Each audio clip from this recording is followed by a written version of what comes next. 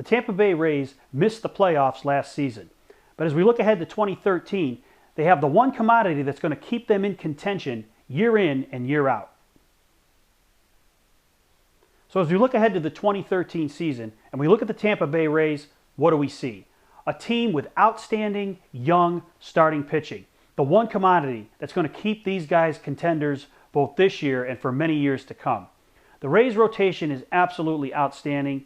Even though they did trade big game James Shields, one of their best pitchers, to the Kansas City Royals in the offseason for uber outfield prospect Will Myers.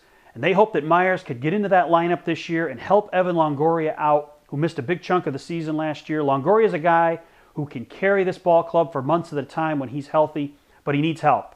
Myers is a guy that it's expected to give it to him. They're also going to need contributions, and big ones, from center fielder Desmond Jennings, a guy who, when he was coming up through the minor leagues, was said to be the next Carl Crawford when Crawford played in Tampa Bay. Well, if Jennings can be that player, he's going to be dynamic, and he's going to be a guy that can help the Rays score more runs, something that's going to set them up to be even more successful. It's going to make their outstanding pitching staff matter even more. You look at this rotation: David Price, Jeremy Hellickson, Matt Moore, Alex Cobb, and even Jeff Neiman at number 5 is a pretty good pitcher.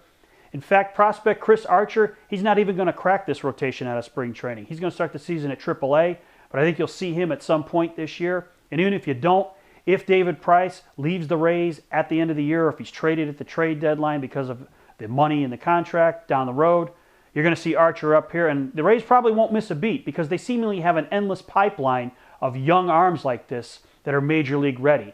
So I don't think that pitching is going to be an issue for the Rays this year. It's going to be runs scored once again. They have to score enough to make that pitching matter the most. The Rays bullpen looks solid. You know, Fernando Rodney had an all-world season last year.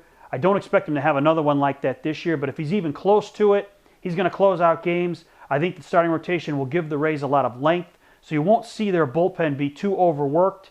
And you add it all up, and I think the Rays, because of this outstanding pitching, are going to be the American League East champions in 2013. It's just such a big advantage for them. You know, all the teams in this division have some flaws or another as you look at the teams on paper, but the Rays have the dominant young starting pitching, and we all know that that makes the big difference, and that's probably why they're going to be the division champs in 2013. But as you look at the Rays for the 2013 season, what do you see? What is their outlook this season? Thanks for watching. Don't forget to subscribe and tell all your friends about This Week in Red. And don't forget to check out my new blog at BoSoxInjection.com.